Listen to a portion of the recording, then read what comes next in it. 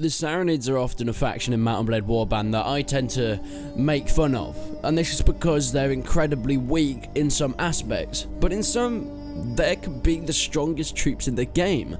They're so polarizing with themselves that you can use them to great advantage, or if you don't use them properly, you will be the weakest person on the battlefield. But in today's video, I'm going to be doing the second video in this overview series. First we started with the Nord faction overview, make sure you go and check that one out, and today we're going to do an overview of the Sarranid faction and of course in depth of all their troops. So without further ado, let's get straight into it. The Sarranids are led by Sultan Hakim, while the claimant of the throne is Awa, the Pearled One.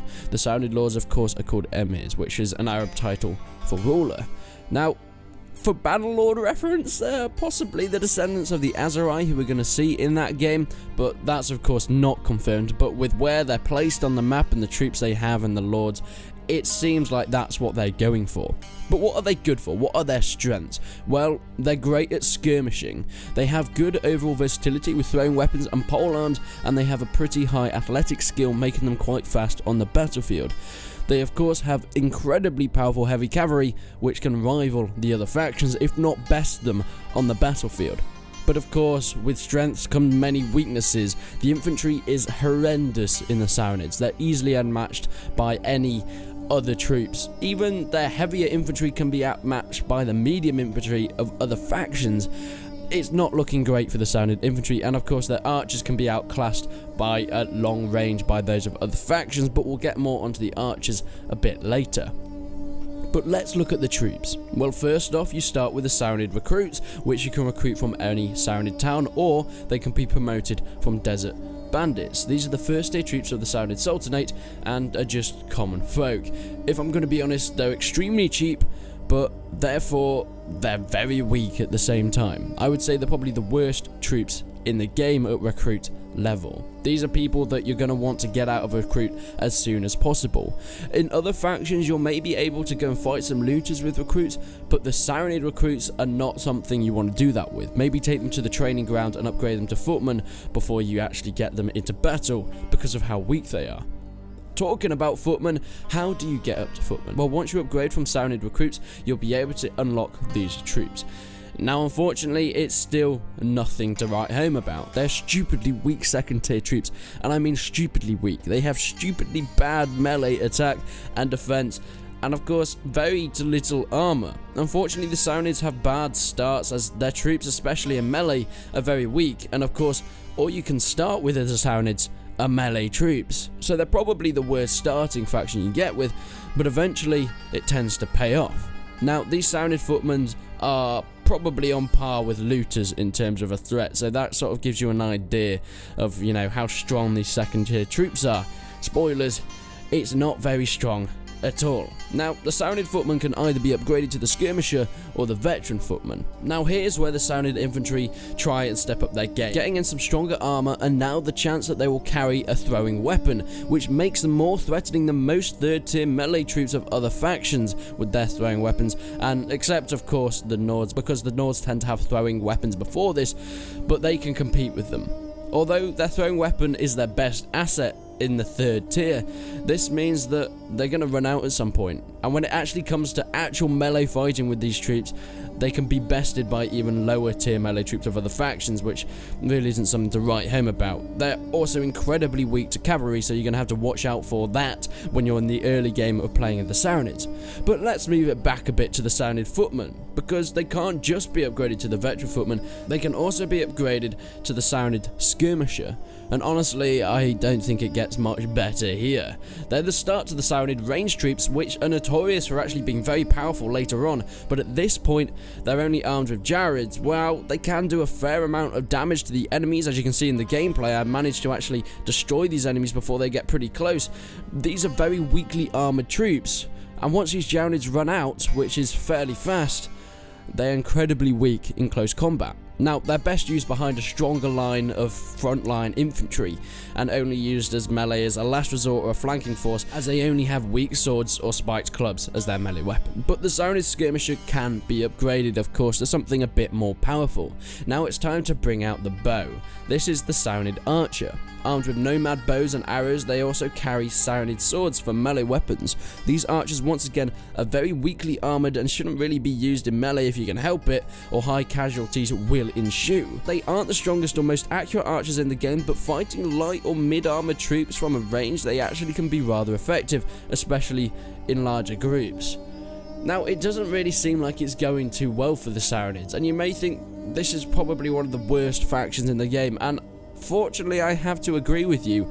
Especially in the early to mid game, you're going to struggle a lot. When we get to the later game, that is where they start to really shine. But let's move quickly back to the veteran footmen before we went to the skirmishers. Here you're actually able to split off once again. The veteran footmen can either be upgraded to Sarranid infantry or Sarranid horsemen. Now, the infantry will normally make up a large part of the Sarranid commander's army, as they're fairly cheap, but more capable on the battlefield against other infantry, although when put up against other 4th tier infantry and other factions, they tend to take many casualties, and while they can be effective in numbers, the Sarranids don't seem to get the hang of making good infantry, and they can still be bested by many other factions' heavier infantry and even medium cavalry. So the Sarranid infantry, while it will be the bulk of your army at this point, they're still not very strong, and I would particularly avoid getting any infantry from the Sarranids, as you'll even find out later on.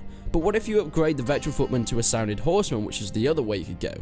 Well, I think if anyone's played against a Sarranid, they know that this is where they shine. This is where they start to come out of their shell and actually do some damage to the enemies. Whilst they're weaker than Mamluks by a long way, and even some of the other medium tier cavalry of other factions, they're faster, a lot faster, meaning maneuverability is a great option. Because of their speed, they tend to love couch lancing, making their initial charge very, very dangerous for receiving enemies. They are probably the most annoying people to go up against because of how fast they are and how quickly they can get into the battle, making them very powerful if you have them on your side.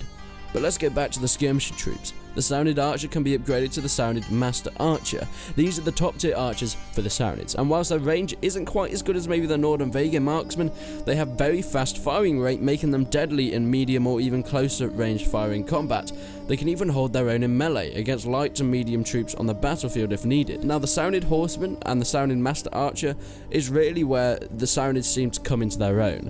Unfortunately though, if you go down the infantry line, you're still not getting any luck. While the best infantry for the Sarranids is the Sarranid Guard, which is upgraded from Sarranid infantry, if I'm going to be honest, it's still not great news. Playing as the infantry in the Sarranid faction has already proved to be hard because, well, their infantry is terrible, and it's no different here.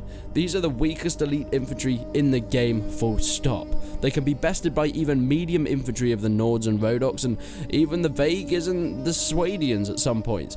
Whilst their armour is not great, their attack isn't great either, but they are faster than most other infantry, making them great to, I don't know, run away, I guess? Basically what I'm saying, if you're playing as the Sarranids, stay away from their infantry at all costs. You're going to want to get a lot of cavalry though, and a lot of master archers. If you want foot infantry, don't go for the actual Sarranid infantry, upgrade to the Sarranid Mamluks, because I'm going to get onto this just now, but they are extremely effective even without their horses.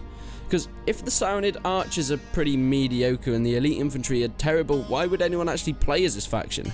Well, this is where the Sarranids can best most other factions, and you may think, how can they do that? We've already proven they're pretty terrible.